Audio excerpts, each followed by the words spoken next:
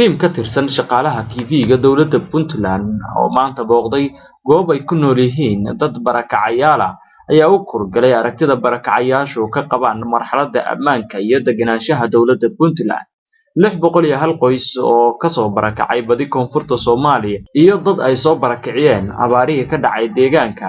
ayaa ku nool deegaanka maanta aynu booqanay oo ah deegaanka Jilab ee xaafadda 8aad ee degmada Garowe sida uu sheegay Ismaaciil Xasan Maxamuud oo ah gudoomiyaha kaamka Jilab. xaafadan waa xaafadda 8aad ee ka tirsan deegaanka degmada Garowe waxa ay meel ka soo gashaa haddana IDB-yada deegaanka Puntland oo waxaanay baraka waa dadkii xoolaha deegaanka ay ka soo dhamaadeen iyo dadkii koonfurta ka soo qaxay ayaan isugu jiraa sida la ajligeed waxa dawladdu nasiisay dhul iyo bino laakiin shaqo ma hayno sida la ajligeed ayaanu IDB-nimada ku soo galnay halkan waxaan ku deganahay 600 iyo hal qoys. taliyaha ciidamada ammaanka ee xaafadda 8aad ee barakacayaashu ay ku nool yihiin oo isagu waaya aragnimo ku soo qaatay dhibaatooyin kala duwan oo kala soo kulmay koonfurta Soomaaliya ayaa yiri Puntland ninkii ka yimi koonfur ayaa garanaya nabadda ee ku joogno waxa ay tahay ninkii garanaya koonfur tan mar dambe in maartay ninkii halkaas soo arkay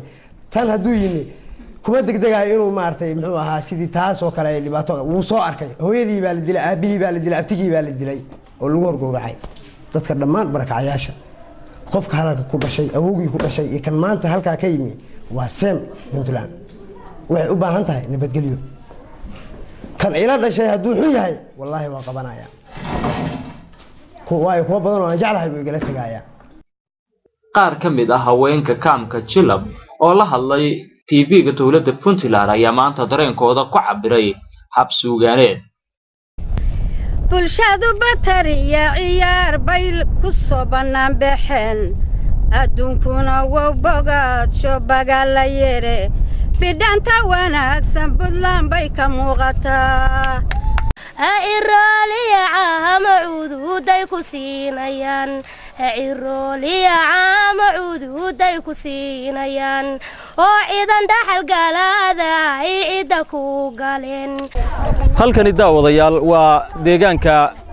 Jilab oo ka tirsan xaafadahan xaafadda 8aad ee degmada Garowe oo ka mid ah gobolka Nugaal waxayna qaas u tahay dadka barakacayaasha ee ka soo barakacay koonfurta Soomaaliya iyo dadka xoolahoodii ku waayay abaarihii kala duwanaa ee soo maray deegaanka